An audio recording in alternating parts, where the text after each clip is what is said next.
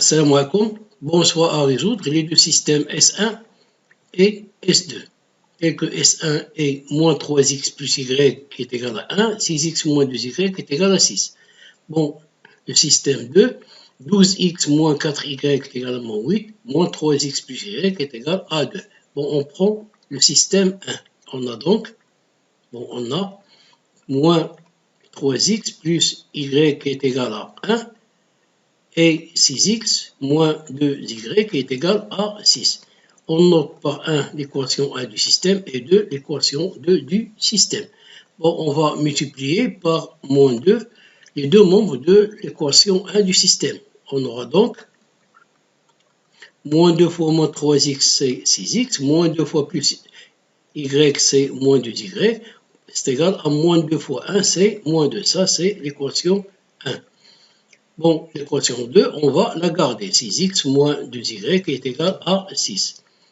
Bon, si on remarque, on a bien les deux premiers membres des deux équations et 6x moins 2y. Bon, pour la première équation, c'est égal à moins 2 et la deuxième équation, c'est égal à 6, ce qui est bien sûr impossible. Pourquoi? Parce qu'il n'existe pas de couple xy réel tel qu'il vérifie l'équation A et 2. Donc, le système, on dit qu'il n'admet pas de solution. Donc, on écrit donc 6x moins 2y c'est égal à moins 2 et 6x moins 2y c'est égal à 6, ce qui est impossible. Pourquoi? On vient de le dire, il n'existe pas de couple réel xy qui vérifie les deux équations en même temps, c'est-à-dire c'est égal à moins 2 et 6. Moins 2 et 6, ils sont différents. On conclut donc le système S1 n'admet donc pas de solution. On passe donc à le système 2. Bon, on a donc 12x moins 4y qui est égal à moins 8 et moins 3x plus y qui est égal à 2. Bon, notons 1 pour l'équation 1 du système et 2 pour l'équation 2 du système. En multipliant l'équation 2 par moins 4, on obtient donc, pour la première, il reste la même, 12x moins 4y qui est égal à moins 8. Bon, pour la seconde, moins 4 fois moins 3x, ça donne 12x, moins 4 fois plus y, moins 4y, moins 4 fois 2, ça donne moins 8. Bon, remarquons que les premiers membres des deux équations est le même.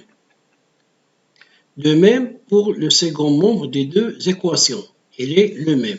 Donc, le système se réduit à une équation à deux inconnus, qui est 12x moins 4y, qui est égal à moins 8. On en déduit encore, d'après la deuxième équation, que y qui est égal, on va faire passer moins 3x dans le second membre, on aura 2 plus 3x. Donc, si vous remarquez, en donnant une valeur à x, on trouve une valeur pour y. Par exemple, pour x, c'est égal à 0, on trouve y, c'est égal à 2. Donc, le couple 0, 2 est bien solution du système. Ainsi de suite. Toutefois, on donne une valeur à x, on trouve une valeur pour y. On dit que le système admet donc pour solution les couples de la forme x, 3x plus 2. Bon, de là, on conclut que le système admet donc une infinité de solutions. Le système